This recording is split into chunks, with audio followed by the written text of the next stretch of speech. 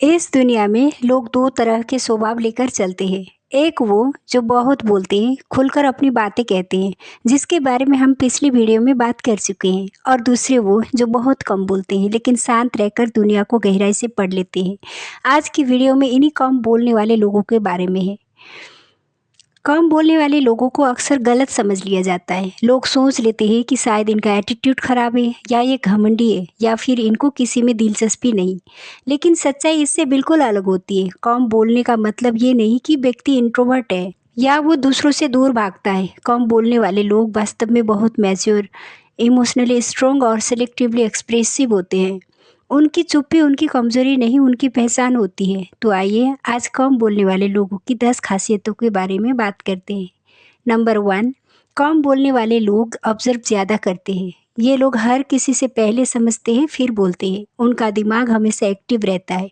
कौन किस एनर्जी में बात कर रहा है, किसका इरादा क्या है और किससे बात करना सच में सेफ है।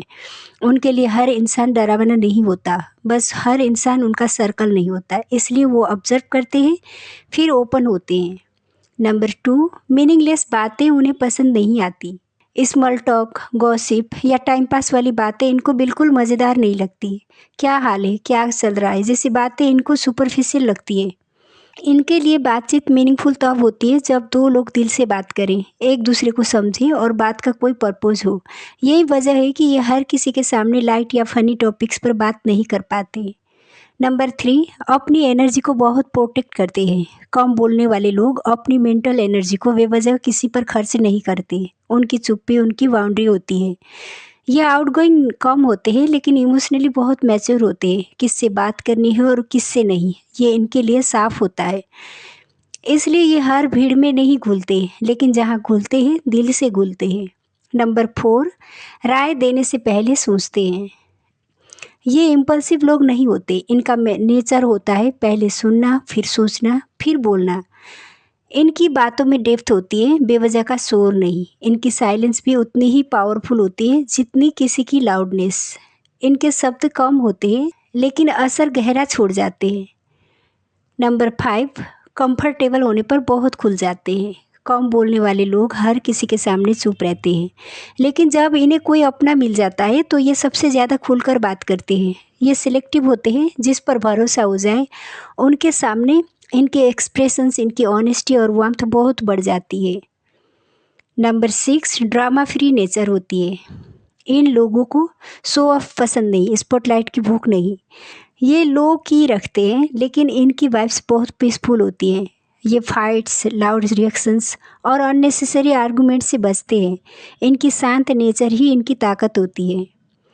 नंबर 7, सोचकर प्यार करते हैं, सोचकर दूर होते हैं। रिश्तों में ये लोग बहुत प्रैक्टिकल होते हैं। कमिटमेंट देंगे तो दिल से देंगे, और अगर किसी से दूर हटेंगे तो ईगो से नहीं, रीजन से हटेंगे। इनकी प्रेजेंस रेयर होती है, इसलिए ज़्यादा स्पेशल होती है। नंबर 8, इमोशनल डेप्थ बहुत ज़्यादा होती है। ये लोग बोलते कम हैं लेकिन दिल में बहुत महसूस करते हैं। इनकी आंखें, जेस्चर्स और चुप्पी बहुत कुछ कह देती है। ये दूसरों की वाइब्स पकड़ लेते हैं, छोटी छोटी डिटेल्स ऑब्जर्व कर लेते हैं और हर इमोशंस को गहराई से महसूस करते हैं। नंबर 9, शांत दिखते हैं पर स्ट्रांग होते हैं। कम बोलना डर नहीं, ग्राउंडेड होने का संकेत है। ये लोग बोलकर नहीं, काम करके अपना इम्पैक्ट दिखाते हैं। भीड़ का हिस्सा बनने से ज़्यादा ये अपना रास्ता खुद बनाते हैं। नंबर 10, बहुत कम लोग इन्हें समझ पाते हैं। कम बोलने वाले लोग सिंपल नहीं, सोलफुल होते हैं। उन्हें समझने के लिए पेशेंस चाहिए। उनके अंदर थॉट्स, इमोशंस और अनकही बातों का ओशियन होता है, लेकिन वो ओशियन हर किसी के लिए नहीं खुलता। और अंत में, कम बोलने वाले लोग कमज़ोर नहीं होते। उनका शांत रहना एटीट्यूड नहीं, उनका कंफर्ट जोन होता है। उनका कम बोलना कमी नहीं, उनकी कैरेक्टर होती है। उनके शब्द कम होते हैं लेकिन उनका वैल्यू बहुत होता है। उनकी चुप्पी खाली नहीं होती, वो मैच्योरिटी होती है, समझदारी होती है और एक ऐसा डेप्थ जो हर किसी में नहीं होता। तो बताइए, आपका नेचर कैसा है, कम बोलने वाले या सिलेक्टिव बोलने वाले? कमेंट में ज़रूर लिखिएगा। जय श्री राम।